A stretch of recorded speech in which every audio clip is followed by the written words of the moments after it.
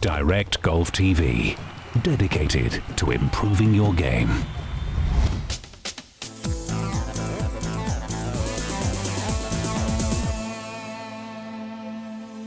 Now, one of the hardest trick shots in the book is one we call Edward Scissorhands.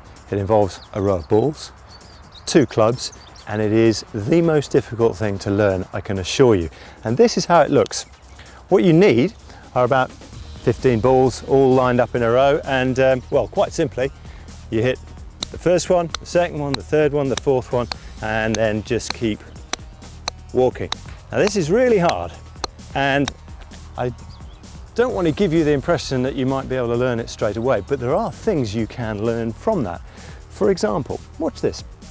When I start swinging, the clubs, as you'll notice, follow a mirror image track. Now, to learn this, that's what you need to do. If you didn't do that, obviously the clubs would bash into each other and the whole thing would grind to an inglorious halt. You can also learn something from this particular path, and that is that the swing is a mirror image for real. And it's really important on short shots. For example, this kind of length swing, you can see, if I complete my follow through, that I swing the club through to an equivalent position on the other side. So it's pretty well a mirror image back and through.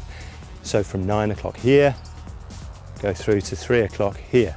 It's the same on either side, just like in the Edward Scissorhands trick. Now, you can see this very clearly from behind.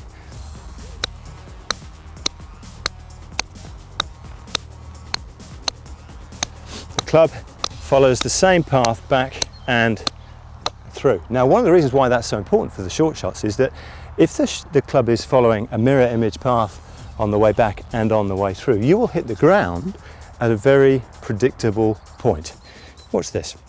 So 3/4 here, 3/4 there, and I hit the ground somewhere in the middle of my feet. Do it again, 3/4, 3/4, hit the ground exactly the same place again. Now, what happens if you come what I call off the clock is if you come too much around yourself in the backswing like this, there's no way you can complete a mirror image of this position.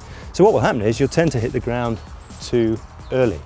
So if your chipping goes off, you're chipping a pitch and you tend to catch the ground first, or you're thinning it a little bit, this is the first place that I would look to see whether you are truly on the 9 o'clock slot and whether the club goes into the right position here. And you'll know it's the right position if you can make a mirror image follow through as you finish your swing.